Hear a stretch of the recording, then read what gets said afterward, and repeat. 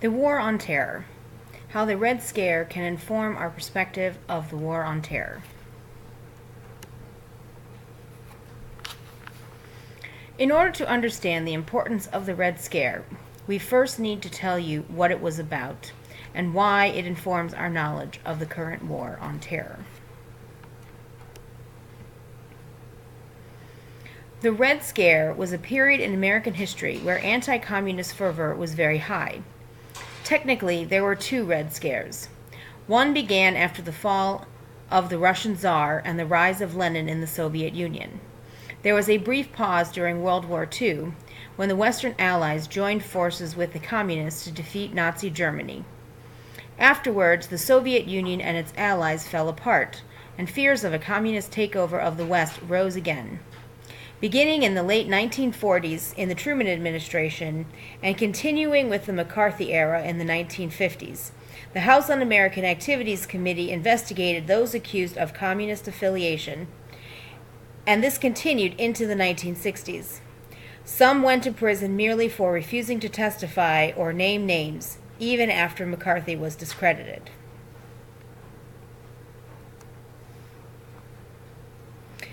The consequences of the Red Scare are still important today, in part because people in the media still harp on socialism.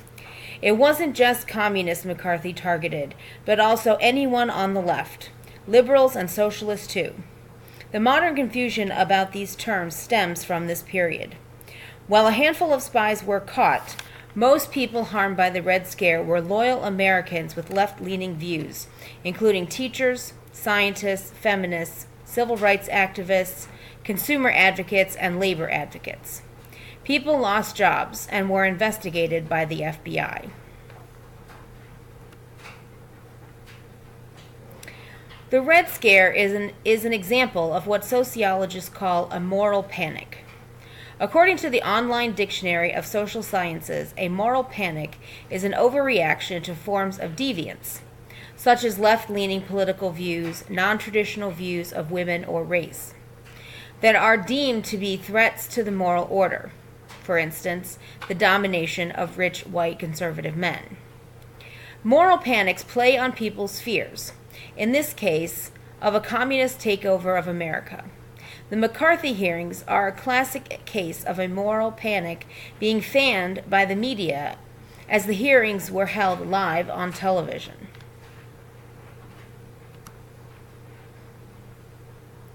The consequences of the Red Scare were especially profound. Loyalty investigations began under the Truman administration.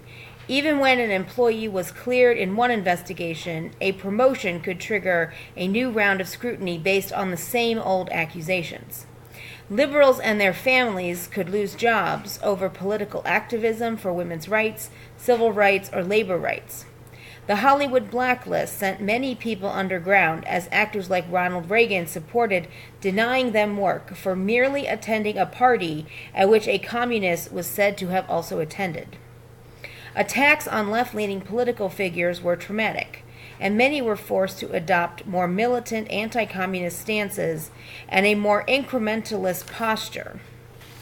Many Roosevelt and Truman administration appointees resurfaced in the Kennedy administration with greatly altered views that gave us the Bay of Pigs and Vietnam, among other conflicts. The Red Scare was not just national, but also spread to local levels, especially school boards, prompting changes in curriculum and the firing of teachers. Indeed, many researchers of the Red Scare say the firings of such popular teachers led them to their research topics. Even lawyers seeking to protect the civil rights of the accused were investigated as alleged subversives. Jews were especially prone to be investigated as they were disproportionately represented by lawyers and scientists.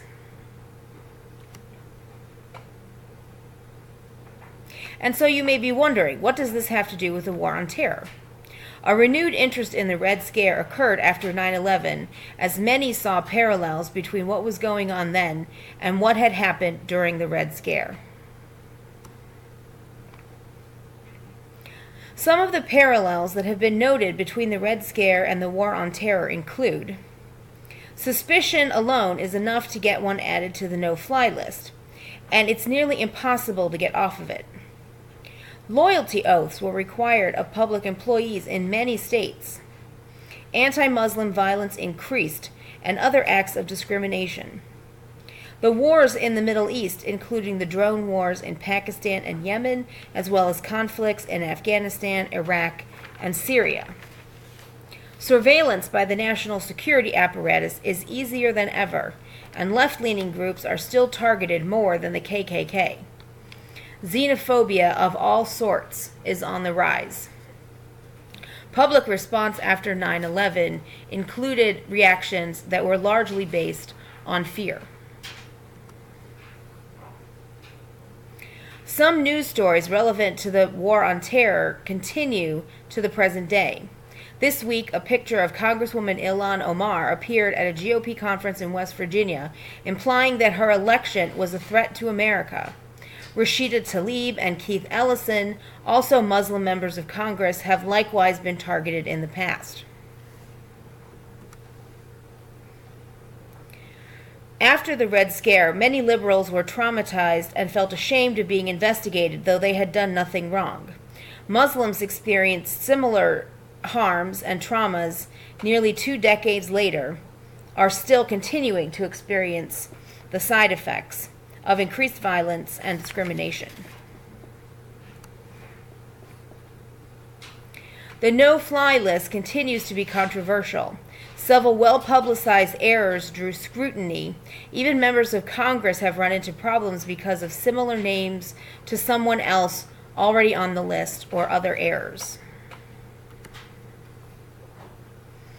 Terrorism and national security continue to be go-to excuses for just about anything, from apartment searches to airport security to immigration bans, and including a wall between the United States and Mexico, despite the lack of evidence to support such measures.